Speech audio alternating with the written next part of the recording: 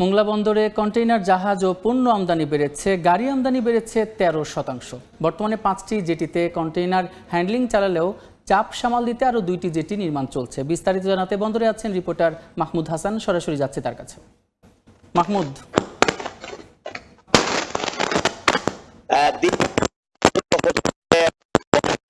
চঞ্চলতা আরো বৃদ্ধি পাচ্ছে এবং আমদানি রপ্তানিকারক ব্যবসায়ীরা মোংলা বন্দর প্রতি আগ্রহ বাড়ার সাথে সাথে কিন্তু জাহাজের সংখ্যাও বৃদ্ধি পেয়েছে।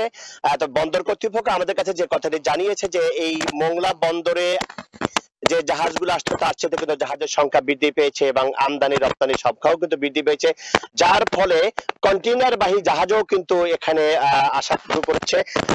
দেখাতে পাচ্ছি যে বন্দর সৃষ্টি লগ্ন থেকে মাত্র 5টি জেটি দিয়ে এর কার্যক্রম চালাতো এবং জাহাজগুলো আসা এবং নোঙ্গর করা সামাল দিত, কিন্তু বর্তমানে চীন সরকারের সহায়তায় যে 538 কোটি টাকা যে একটি পৌর প্রকল্প নেওয়া হয়েছে, সেই প্রকল্পের আওতায় কিন্তু 2টি জেটি বর্ধিতকরণ তারা কিন্তু কার্যক্রম সেটা শুরু করেছে বন্দর কর্তৃপক্ষ। আমাদেরকে দেখাতে পাচ্ছি যে এই যে 2টা জেটি এখানে নূতন করে নির্মাণ করছে, এই 2টা জেটি দিয়েই কিন্তু শুধুমাত্র কন্টেইনার শিপ যে আসবে সেই কন্টেইনার জাহাজগুলো এখানে নোঙ্গর করবে এবং এর পাশাপাশি কিন্তু সেই বড় প্রকল্প দিয়েই কিন্তু কন্টেইনার ইয়ার্ড তৈরি করা হবে, তার পাশেই কন্টেইনার ইয়ার্ড থাকবে।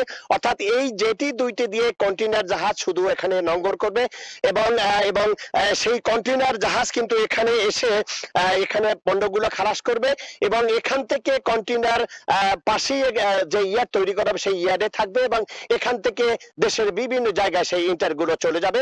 তবে এই যে মোংলা বন্দরের কর্মচঞ্চল বৃদ্ধি পেয়েছে, জাহাজ বৃদ্ধি পেয়েছে, আমদানি রপ্তানি সংখ্যাও বৃদ্ধি পেয়েছে এবং এই দিয়েই কিন্তু 2টি জেটি বর্ধিতকরণের কাজ তারা কার্যক্রম শুরু করেছে। তবে এই ছিল আমার কাছে মোংলা বন্দর থেকে যে 2টি জেটি বর্ধিতকরণের কার্যক্রম তার সর্বশেষ তথ্য।